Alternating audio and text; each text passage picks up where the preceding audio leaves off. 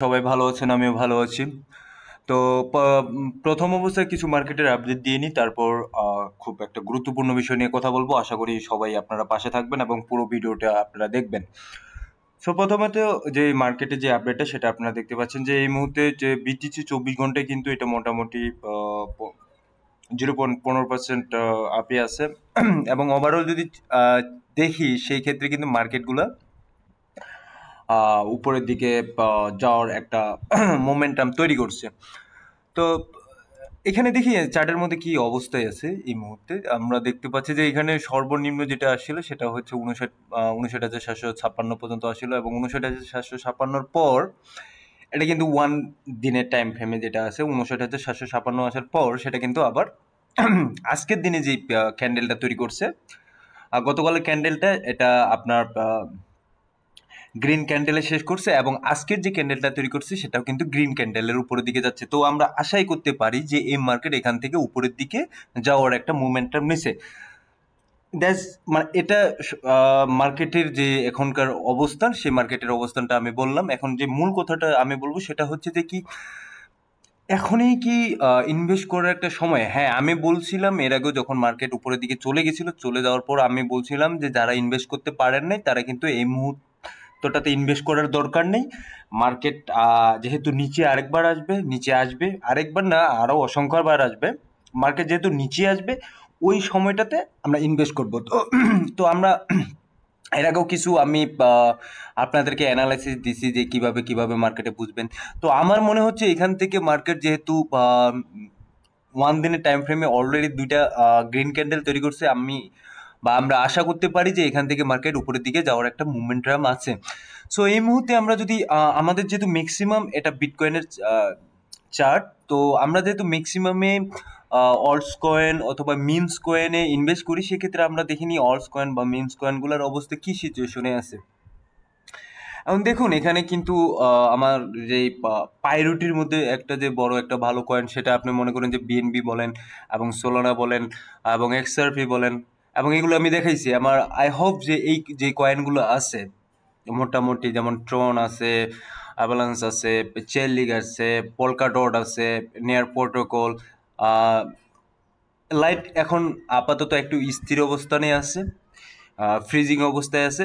So আমি এই কয়েনটা ব্যতীত আপনারা যদি হোল্ড করতে চান তাহলে আপনি এই লাইট কয়েনটা হোল্ড করতে পারেন। আমার মনে হয় যে light coin one of the greatest coin একটা কয়েনের মধ্যে, লাইট কয়েন এবং এক্সআরপি। তো এক্সআরপি অলরেডি কিন্তু বানোতে চলে আসছে। এটা কিন্তু এক্সআরপি কিন্তু আপনার যেটা দেখছি যে মার্কেটে এটা কিন্তু খুব একটা ভালো একটা পজিশনে ছিল, 67 সেন্ট অথবা 66 সেন্টের মতো ছিল, এবং কি এখান থেকে মার্কেট কিন্তু আবার 52 সেন্টে চলে আসছে। তো আমরা আশা করতে পারি যে এখানে মার্কেটে আমরা একটা ভালো একটা মুভমেন্ট দেখবো সামনের দিনগুলোতে, যখন মার্কেটটা একটু বুলিশ মুভমেন্টে আসবে ওই সময়টাতে আমরা দেখতে পারবো। তো এখানে দেখা দেখা যাচ্ছে এখানে মার্কেট অনেক একটা হাই একটা লেভেল পর্যন্ত চলে গেছে অলরেডি, 64, 65, 66, 67 পর্যন্ত।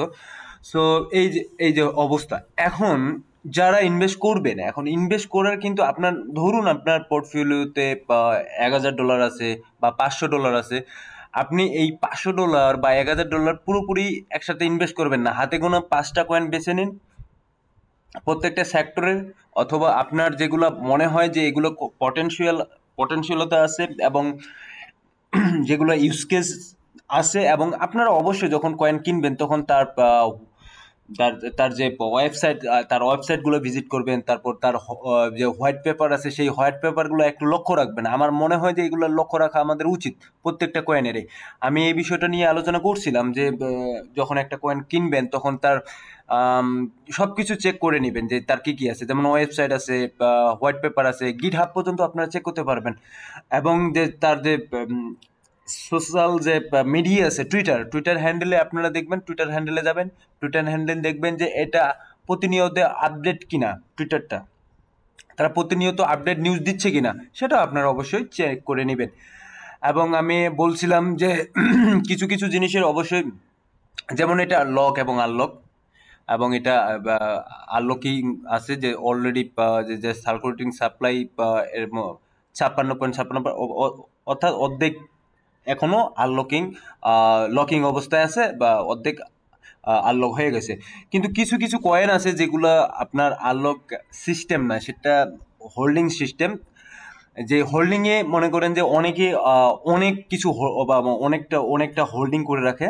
সেই হোল্ডিংটা যদি আমরা যাই, আমরা দেখতেছি, দাঁড়ান ওয়েট, আমি এখন যে জিনিসটা আমি বারবার বলতেছিলাম যে যে কয়েনগুলোতে সার্কুলেটিং সাপ্লাই যেটাতে আছে, যেটা লকিং এবং আনলকিং সিস্টেম, সেখানে আমরা দেখবো যে এটা লক কত পার্সেন্ট আছে এবং কত পার্সেন্ট আনলক রয়েছে। এবং কি দেখবো যে যে কয়েনগুলোতে যেগুলো আনলক বা লকিং সিস্টেম না, সেই কয়েনগুলোতে আসলে কতটুকু পার্সেন্ট হোল্ড করা আছে। এখন আমি এই একটা কয়েন নিলাম, এন কয়েনটাতে আমরা দেখি যে এটাতে হোল্ডিং সিস্টেমটা এবং হোল্ডিং কত পার্সেন্ট হোল্ডিং করে ধরেই আছে। এবং এইসব আমি কেন বলতেছি, এইসব বলার একমাত্র কারণ হচ্ছে আমরা একটা কয়েনে ইনভেস্ট করতেছি 10,000 টাকা, 20,000 টাকা, 30,000 টাকা, এটা কিন্তু একটা টাকা না। তো এই টাকাটা আমরা কোথায় ইনভেস্ট করতেছি, কিভাবে ইনভেস্ট করতেছি, এই জিনিসটা আমাদের জানা কিন্তু একান্ত জরুরি। দেখুন এখানে আমরা কিন্তু শিবা ইনু একটা যে টোকেন আছে, শিবা ইনু টোকেনে চলে আসছি।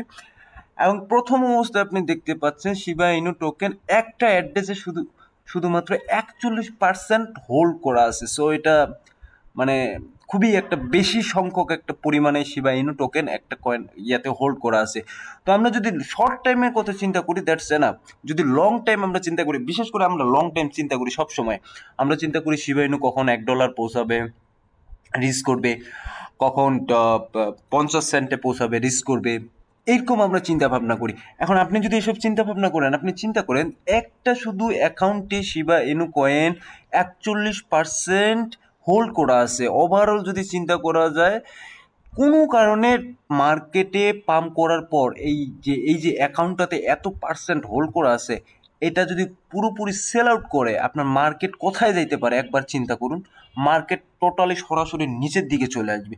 সো এই বিষয়গুলো আপনাদেরকে আমি বারবার অ্যানালাইসিস করতে কেন বলি, কারণ আপনি টাকা ইনভেস্ট করতেছেন ওই জায়গায়, আপনার পরিশ্রমের টাকা, আপনার ঘামের উপার্জনের টাকা, এই টাকা আপনি ইনভেস্ট করতেছেন এক জায়গায়, কিন্তু আপনি সেই জিনিসটা আপনি বুঝতেছেন না। এখন টোকেন আনলক বা লক, যে আনলকের যে বিষয়টা, সেখানেও আমি বলি, এখন যখন দেখবেন যে 50% সার্কুলেটিং সাপ্লাইয়ের, যে মনে করেন যে এই যে 56% শুধুমাত্র সার্কুলেটিং, আমি অ্যাভালেন্সের কথাই আমি বলতেছি এখানে, কিন্তু 56% আনলকে আছে, এখনো 44% কিন্তু লকিং আছে। তো আপনার এটা মাথায় রাখতে হবে, যখন আনলক হতে থাকবে, যখন আনলক হয়, এবং প্রত্যেকটা আলোকের সময় মাঝে মধ্যে কিছু দাম কমে, কারণ দামটা কমার এই একটা কারণ, একটা ছোট্ট উদাহরণ দিই, সেটা হচ্ছে যে আমি তো এর আগে আমি বারবার বলছিলাম, যখন চাহিদার চেয়ে জিনিসের ইয়া বেশি থাকে, উৎপাদন বেশি থাকে, তখন কিন্তু অটোমেটিকলি জিনিসটার দাম কমে যাবে। তো এখানে 56.78% যে আনলকিং আছে, লকিং আনলকিং আছে, এবং আরও কিন্তু 44, 46, 45% কিন্তু লক আছে। এখন দেখুন, যখন এটা আনলক আস্তে আস্তে হবে, তখন কিন্তু একটু হলেও দামটা এটা এখানে ডিসক্রিজ হবে, এটা স্বাভাবিক ব্যাপার। তো ওভারঅল এই জিনিসগুলো, এই মার্কেটে এই জিনিসগুলো আমাদের অবশ্যই চিন্তা করতে হবে টাকা ইনভেস্ট করার ক্ষেত্রে। এবং আমি যেটা বলতেছিলাম, যেটা লাস্ট যে কথাটা, যে পোর্টফোলিও তো $500 থাকুক, $1,000 থাকুক, মোটামুটি 5টা কয়েন বেছে নেবেন। 5টা কয়েন বেছে নিয়ে বেশি কয়েন বেছে নেওয়ার দরকার নেই, কারণ আপনার মনে করেন যে আপনি 10টা বা 20টা কয়েনে ইনভেস্ট করলেন, সেক্ষেত্রেও সমস্যা আছে, কারণ আপনার তখন অ্যামাউন্টগুলো ছোট ছোট হয়ে যাবে, সেই লেভেলের আপনি প্রফিটটা ওইখান থেকে খুব তাড়াতাড়ি বের করতে পারবেন না, তখন আরেকটা ঝামেলায় পড়ে যাবেন, এটা সমস্যা। পাঁচটা পাঁচটা পাঁচটা কয়েন ইয়ে করুন, সিলেক্ট করুন, এবং এই 5টা কয়েন একেবারে নিখুঁত নির্ভুলভাবে তাদের টুইটার হ্যান্ডেল, তাদের প্রত্যেকটা ওয়েবসাইট, হোয়াইট পেপার, সব কিছু চেক টিক করে সেই কয়েনগুলোতে ইনভেস্ট করুন। এবং ইনভেস্ট যে করবেন, পুরোপুরিটা ইনভেস্ট করবেন না, হাফ হাফ হাফ হাফ করে ইনভেস্ট করুন। যদি মার্কেট আবার নিচের দিকে আসে, তখন আবার নিচের দিকে ইনভেস্ট করুন। এই একটা সিস্টেমে ইনভেস্ট করতে হবে, দ্যাটস এনাফ ফর মার্কেট, যে আপনি এই মার্কেট থেকে ভালো কিছু একটা আশা করতে পারেন, আদারওয়াইজ নট। আর আমি সবসময় যেটা প্রেফার করি, সেটা হচ্ছে বিটকয়েন মাস্ট। বিটকয়েন আপনার পোর্টফোলিওর 60% বা 50% যে ইনভেস্ট, এটা করা উচিত আমি মনে করি।